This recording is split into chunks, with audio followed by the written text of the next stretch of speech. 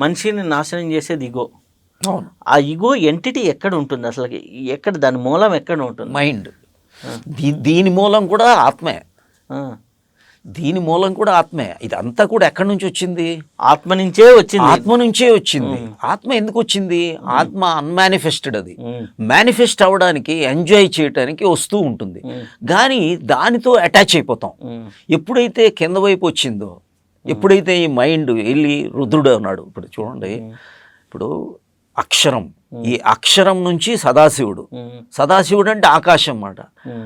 ఆకాశం నుంచి వాయువు, వాయువులో శివుడు మాట. అదే శివుడు. శివుడి నుంచి రుద్రుడు. దీనికి ఒక బ్రిలియన్స్ ఉంది, ప్రకాశం ఉంది. అది రుద్రుడు. రుద్రుడి నుంచి, దీని నుంచి, అదే ఎనర్జీ నుంచి మనస్సు వచ్చింది. అది విష్ణువు. విష్ణు నుంచే బ్రహ్మ, అహంకారం వచ్చింది. ఈ అంటే ఎక్కడి నుంచి వచ్చింది? ఈ అహం ఎక్కడి నుంచి వచ్చింది? సత్వతమో రజోగుణాలు, ఇది అహంకారం.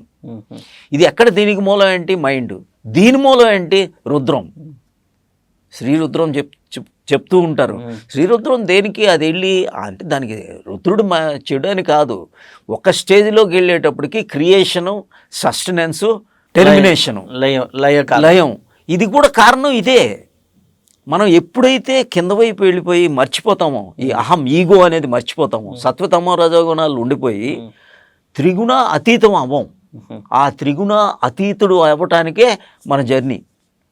ఈశ్వరుడు తీసుకెళ్ళి అక్షరం అని తెలుసుకున్నాం. అక్కడికి తెలుసుకోవాలి. లేకపోతే మీరు కేవలం ఏ ప్రాసెస్ లేదు, ఇది సత్యమే అది సత్యమే అని మీరు ఎక్కడ ఉంటారు? ఉన్న చోటే ఉంటారు. ఇంకా కొన్ని తప్పులు చేస్తాం, తింటూ ఉంటాం, ఎంజాయ్ చేస్తూ ఉంటాం. సత్వతమో రజోగుణాల్లో నాశనం అయిపోతూ జీవశక్తి నశించి ఒకరోజు చచ్చిపోతాం. ఒకరోజు చనిపోతాం. అది తెలియట్లేదు ప్రజలకి.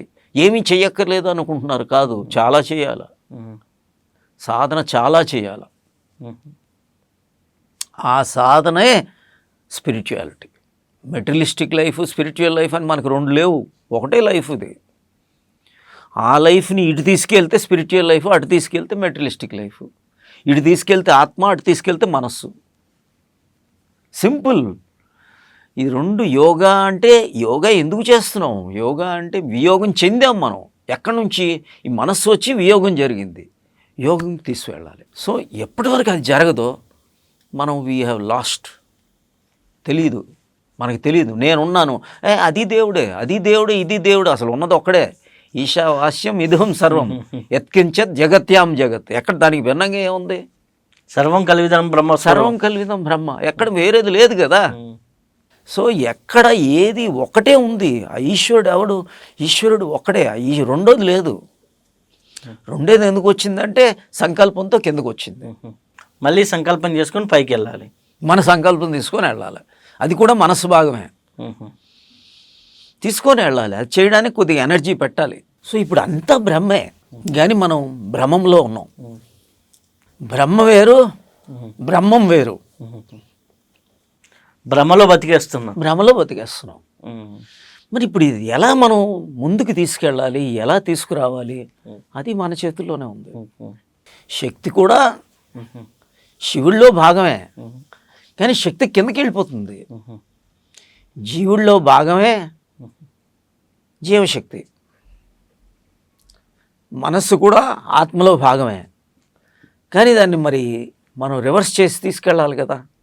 అది ఎవరు తీసుకెళ్ళాలి? ఆ నేను అనేవాడు తీసుకెళ్ళాలి. అదే జీవేశ్వర ఐక్యం.